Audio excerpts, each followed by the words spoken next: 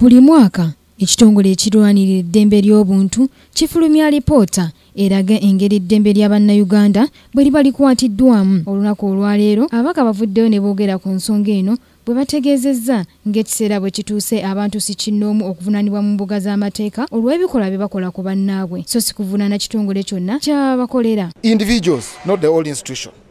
Institution ya poliisi nene.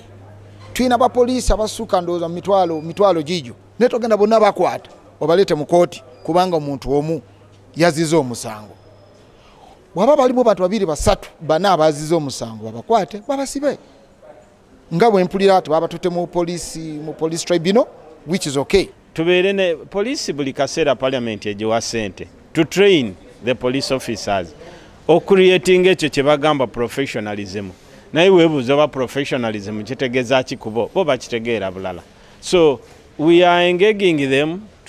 Twasabye twagala ku meeting the leaders twogere batubuulire tuyinza okanga ffe bye twogera ne bye tulowooza nga they are human rights. To them they are not human rights. Abakulu ba polisi tubasaba muwulirisa amaziga g'abantu mutunuulire Uganda eno gyevudde gyeri ne gyeraga mutunuulire abantu bye beetaaga. Ababaka betwogeddeko nabo bategeezezza ng'etteeka erirwanirira eddembe ly'obuntu bwe lirina okuteekebwa mu nkola okwewala embeera eriwo kati. Bo abantu ba bulijjo balombojezza ennaku gye bayitamu nga bakwatibwa poliisi nga n'olumu batulugunyizibwa. Balina n'abantu abakyamu abapoliisi abo bakolagana nabo.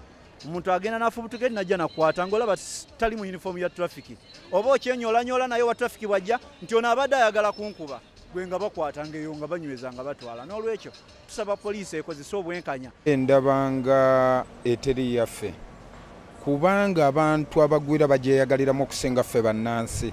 Abasomaliya bakera mu kisenyu kulya mayirungi tebabakwata naye n'olaba bannansi ne babakwata ng'ayidola ne babateeka mu makomera nga bamala bagamba nti abo bakifeesi babba ssimu z'abantu ayina 10 yavaayo atayina gwe bongerayo. Lwaki abantu batulugunyizibwa mu nsi yaabwe ne babanga balinganga abagwira tembe nga tukolera wano ne bagamba mbu situlina mirimo ne batukwata bya ayido naye emirimu gye bagamba nze ndaba bano abachayina bajja n'abakozi baabwe Abisirayiri bonna abakola enguudo bajja n'abakozi baabwe naye ffe bannansi emirimo sibagituwa bwe batusanga kukubo nga tukolera ne batuyoora ne batusiba kirumira tumazeewo wano mu Kampala baganda baffe bali Luzira bafa mini price yo n'ogendayo bw'oba olinamu emitwalo 10 ne bakwata n'ogibawa ne bakuta. Mu alipoota eyafulumizibwa yalazenga emisango 706 ejawabibwa abantu baali batulugunyizibwa nga kwabo 385 baali batulugunyizibwa poliisi. Ekitongole ekirwaniriza eddembe mu ggwanga kiraze nti poliisi yekyasinze okutyobola eddembe ly'Abannayuganda wabula Abannayuganda bagamba poliisi yandikyusizzaamu mu ngeri gy'ekola emirimu gyayo kubanga bano Bannayuganda ate nga beetaaga okukwatibwa obulungi.